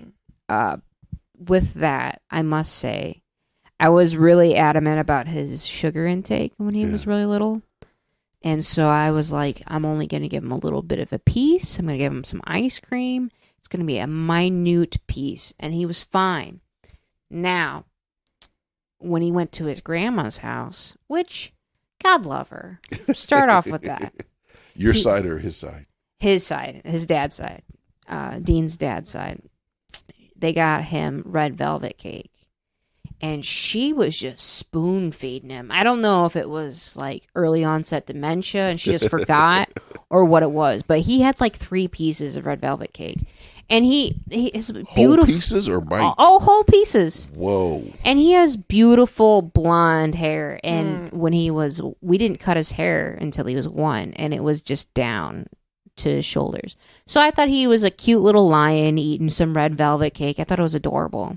The next day, he had a complete blowout in his crib. It was just like out of his butt? Yeah, out of his butt. Out of his diaper and onto the sheets. And it was just all red. Oh. I know you're like, man, is that blood? I was freaking out. I thought I didn't know what was going on. I called the pediatrician. I was ready to go. On his first birthday, this dude is going to have the worst problems. Come to find out, tasted a little bit. It's just red velvet cake. You tasted it? I didn't taste it. Oh my God. But after doing some thinking before doing all this reactionary work, I was like, oh, it's probably just the dye from red velvet cake. So he's not going to have red velvet cake next year. Did he have, was it like in his hair? It was everywhere. Did you get a picture? It was everywhere. When? On his You have birthday or the blowout? Smash Either. cakes. That you just put in front of them and just let them just eat it with their hands. Yeah, when the cake that I bought him was a smash cake. Like, he was just clawing at it like a little wild animal. That's cute. And then, like, his grandma was spoon feeding him the cake the next day. But yeah, that was the end all be all of trying to watch his sugars. He eats sugar like all the time. I don't bake because I don't like to measure ingredients. Me neither. Yeah, I eyeball everything. Just add more water sometimes, then you go back and now you add too much water. Now you put a little bit more of the. Yeah, I don't bake for that reason. Mm-hmm. It's definitely a chemistry. It's really fascinating. My sister loves to bake, and I'm happy that she does it. Yeah, it's a whole different animal for sure than just like making something up. Because my mom didn't bake. We had when we like would get cookies and stuff like that. It was out of a cake mix box or the tube and stuff like that. Like, and that's all I had ever eaten. My ex-wife didn't cook she didn't go from scratch. It was a girlfriend that I had. She was the first one that ever, made stuff from scratch, and she had never eaten canned soup before. She made her own soup, and I was just like, man, I grew up eating canned soup, raviolis out of the can. And I gotta say, homemade soup is so much better than from a can, though. it is. If you like, I've made some really good ones, and then I have destroyed some. So, what's your favorite soup? You're an older guy. You like soup. Yeah, soup and so I can gum it. Probably just like a really good chicken noodle. Yeah. Yeah. Really good chicken noodle. What's your favorite kind of noodle in a chicken noodle soup? Probably the flat. The flat one? Yeah. That's like a chopped up fettuccine. Yeah. Or a not fettuccine. Yeah, it's fettuccine. Is it? Yeah. I think so. Or just like a flat egg noodle. Like a flat egg noodle. I don't know if I've ever... This is going to be on the montage of all the things that I say wrong, but I don't think I've ever seen a flat egg noodle, to be honest. Yeah, I think they're always kind of flat, aren't they? They've got some, like, spiral-looking ones. Probably. When I think of an egg noodle, I think of like a sort of like a long, like thin rectangular noodle, right? Yeah, that's what I'm thinking too. I'm fucking wrong then. But yeah, a good egg noodle, that's good in a chicken noodle soup. What's your favorite soup? My favorite soup? I don't know. I really like tomato bisque soup. That's pretty good. A soup is a bisque. I mean, a bisque is a bisque. It's not a soup, really. Would you consider it a soup? I mean, what else would it be? I don't know. I am not a soup connoisseur. Well, no, because like I really like lobster bisque, but I wouldn't have considered it a soup. What's the difference between a bisque and a soup? I think it's just a cream. Heavy cream. Just they're thicker. Soup can't be creamy? Tomato soup is the only, I think, exception. Hmm. You have to find a soup sommelier to...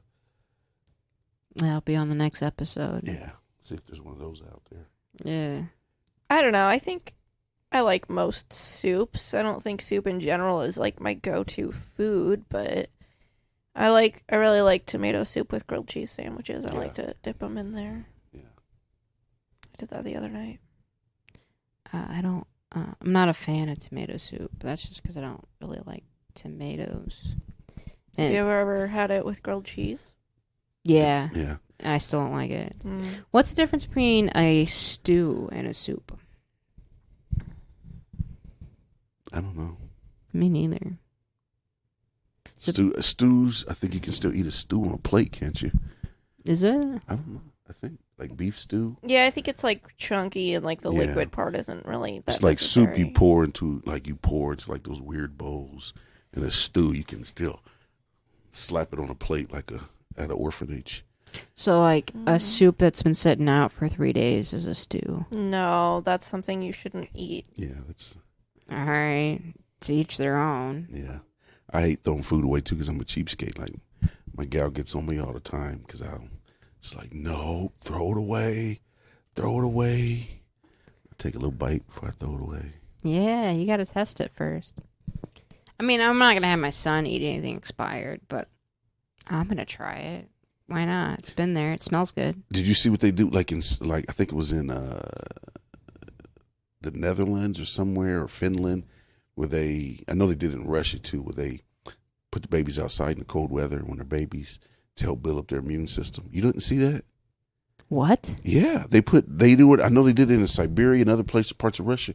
They would put a baby outside and let them build up their immune system in the dead of winter. There was a TikTok that I just saw. They showed all these baby carriages where the moms would, because I guess they don't have the kidnapping things that we have here in the States. They had all these strollers where they would leave the kids in the strollers outside and they would go in and have coffee and tea and shit and let the kids build up their immune system. That's so weird. Yeah. Well, everywhere doesn't kidnap like we kidnap here in the States. We shoot schools and kidnap. I mean, just like leaving your kid outside in the cold, that's a weird thing to do. It builds their immune system so they don't get, sick as easy. Like, as our kids are pampered. That's why they're tender softies, vegan, avoiding sugar. Vegan. Well, type 2 diabetes is a big deal in the United States. It's not as big of a deal in like other countries as it is because we have corn syrup and sugar and it's the stuff that we put into our stuff too, like aspartame even. That's just as bad, or it's different. It's a different bad, right? Mm-hmm.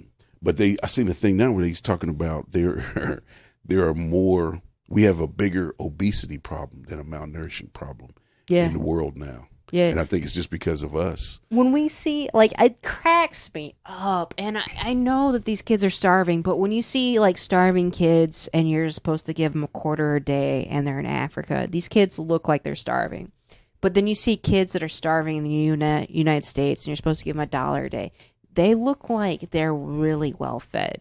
Yeah, we have fat, poor people in America, so that's a terrible problem to have. And you asked me earlier where I worked. I work for the Indiana Department of Family Resources.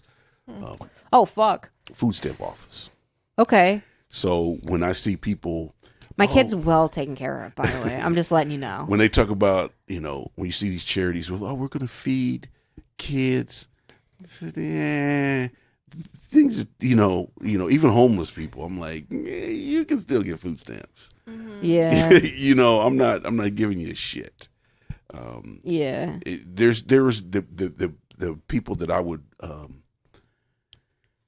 try to focus to help are the ones that fall between the cracks, like, an old single person. Like, this is one of the saddest things that I see.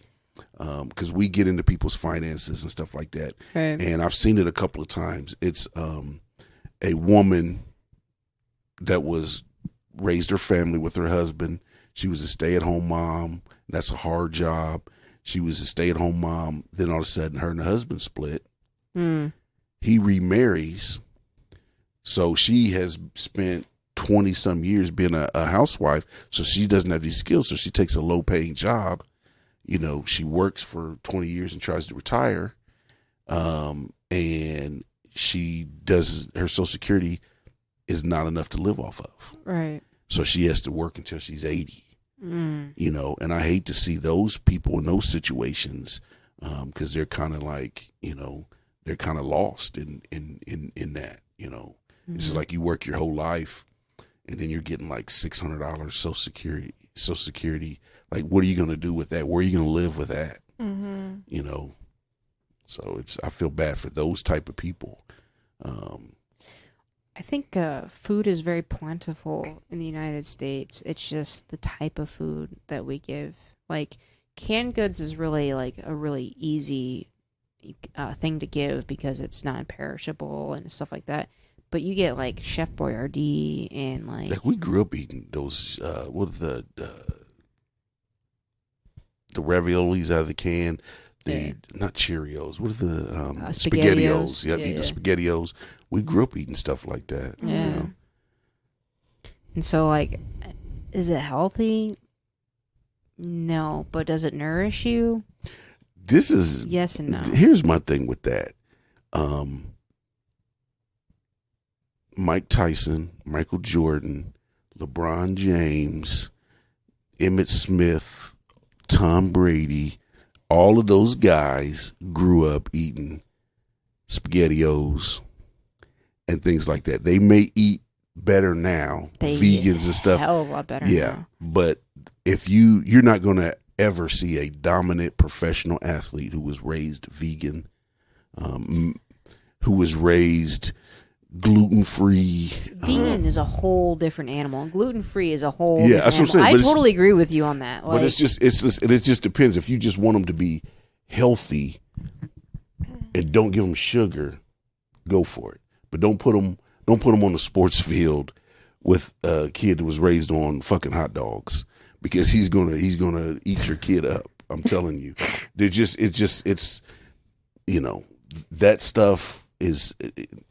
I get it. It's got a lot of bad stuff in it, but look what it does. And I know your body's younger at that time and it's more resilient, right? And you can put a lot more garbage in it, just like the way we used to party and drink when I was younger. Oh yeah. There's no way I can do any of that stuff. Like, I can barely drink 2 weekends in a row, let alone, because we used to, in the Army, we would drink and party so late. Sometimes you'd be like, man, we got to get up and do physical training here. Yikes. In an hour. Do we keep partying or do we go to sleep? Mm-hmm. Try to get an hour's sleep, and then you get up and you go do an hour of physical training, work your whole work day, get off work, go play 2 hours of basketball, and start drinking again. That's crazy. When did you sleep? Just 1 hour every night? You couldn't do it. You couldn't do it many nights like that. We had one time when I was in Hawaii. That was the first duty station. We were like, it was a bunch of us. It was like, well, we're going to try to find a bar, a party every night of the week. It started out, it was probably 12 or 13 of us. And then it got down to, it was just like 3 of us. And I made it all the way till that Sunday. I think we started on like a Tuesday, and I went all the way, and I made it to like the following Sunday. And I just was like, I can't do it. I can't do it anymore. And it was just, I think the final guy, he quit because he couldn't find a real party on like a Monday night. Oh. So that's how he failed it too. But it was just, you're young at that age, and, nobody really had that much financial responsibility. So most of your money went on just partying. Yeah. And plus, like, it's so crazy when you're young, like how much you can put your body through too. Like, just a couple of years ago I was so different than I am now. And now I'm just like fucking lame. I can't do anything without being in pain all the time. Wait till you hit 51. Yeah. It's like I enjoy going to bed early. Oh man. Yeah, and I used to love to party. Like, I loved a club, casino, any of that stuff. I loved that life. But now I just can't do it. My grandpa, I have to say, all the way up into his 70s, he was a severe gambling addict. And he would go and he would be at the boat until about 4 a.m. and still go to work up into his 70s. Wow. At 8 in the morning somehow. Every day? Every day. He was an army man himself. And, like, I don't know where it came from, what happened. I don't know if he just loved to gamble so much and loved to make money so he can go gambling. But, God darn, dude. Like, I would go to bed at midnight, wake up at like 4 to pee, see him stumbling and drunk and whatnot, and be like, where have you been? He's like, that's not your business, go back to bed. Wow. And then, like, he'd wake me up at like 7 and be like, why aren't you up yet? I was like, Jesus, dude, where did you sleep? Some people are wired like that. Like, it's and like, I've had relatives that were like real alcoholics, and you see them in like just sober twice in like 40 years. But it's just, those people can, your body kind of gets used to it. And I think you get sick when you try to stop. Yeah. Well, Cam, it is getting late. Is it? Time is up. It is 10:15. Oh shit. Yeah. I think we should probably slow this down to a halt here. Mhm. Yeah. Is there anything you want to plug? No, not really. Well, I'm not even pushing my own podcast anymore. I'm like, No, until, push like- it. Push well, it. no, not until I get some content. Like, until I get some good content. Like, I'm not even gonna try to do one regular. I'm just gonna wait until I can find people that do interesting conversations. Interesting topics, and Mhm. and go from there instead of just trying to put one out every, on a routine like that. Like, We do that. you do that. Well, you guys, it's two of you. It's just There is me. two. So like if you guys, if your guest cancels on you, you guys can still have a conversation. Yeah. Mine just Not a turned good into angry man Okay. rants. Mm, you know. it is. I gotta say, we'll talk about it later. No, say it. No, we'll talk about it on Cam's podcast because we're gonna be on Cam's podcast next No, week. I'm not trying to guilt you guys into. I'm just saying. No, I want to be on. I'm excited. okay. It's really cool to be a guest spot on someone else's podcast. You're not gonna I feel remember privileged. what you were gonna say though, so See, why don't you just can't say be it? that drunk. No, I'm not. Oh, I mean, I do handle my alcohol well. Don't get me wrong, but no, I'll remember. I'll remember exactly what I'm gonna say. No, she won't. That's impossible. Way to judge me, Stacey. Anyways, so you don't have anything you want to plug? There's no no Instagram, no Facebook. no, all this stuff. I need to get my own get my separate Facebook just for comedy stuff because it's just pictures of me, my grandbaby, and girlfriend makes me throw pictures of us up on. I shouldn't say it like that, but I know what you mean though. yeah, it's like, and then it's just weird.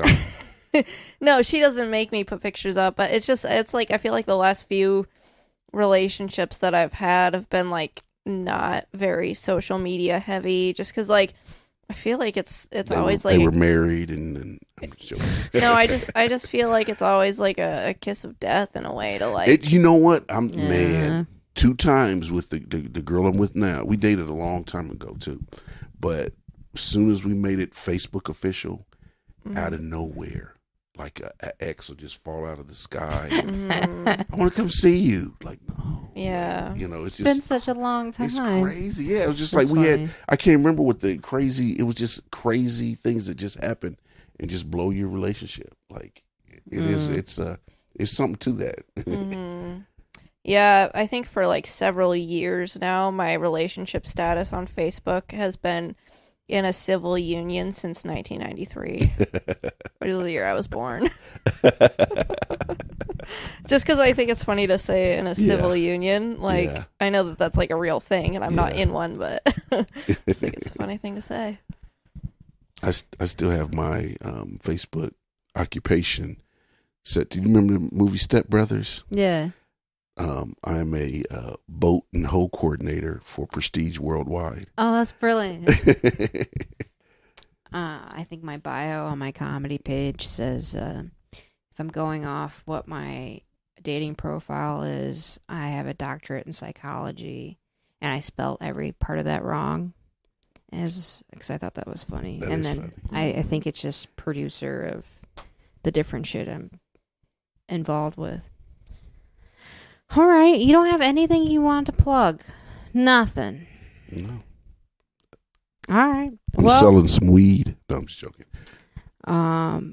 if you want to see Cam, he's really funny. He's one of my favorites. You can check him out at Summit City every Wednesday, at Fort Wayne, And Wrigley. and at Wrigley. I am a co-host on Wrigley every Tuesday. Please like, comment, subscribe. Just take a listen on different platforms. You can reach us out on every platform. If you want to just have a conversation with Cam, I'll give you his personal phone number. Stacey, is there anything you want to plug? Just we have merch. We got some stuff here physically that I think it looks actually really good. So I'm happy with that. Oh, yeah, we have merch. Check this out. We've got mugs. Mugs are cool looking. We've got shirts. Shirts are cool looking.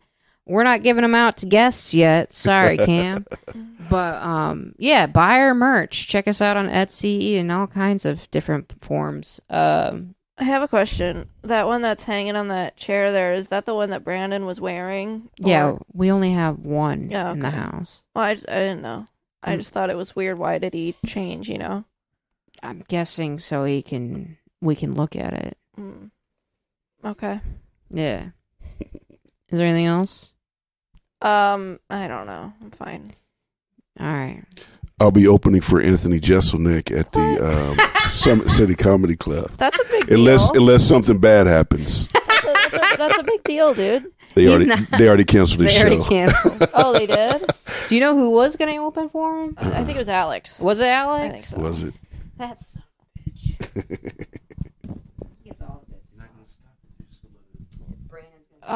Okay, that's the end of the podcast. Everyone set their mics down, so yeah, bye. I have to pee so bad.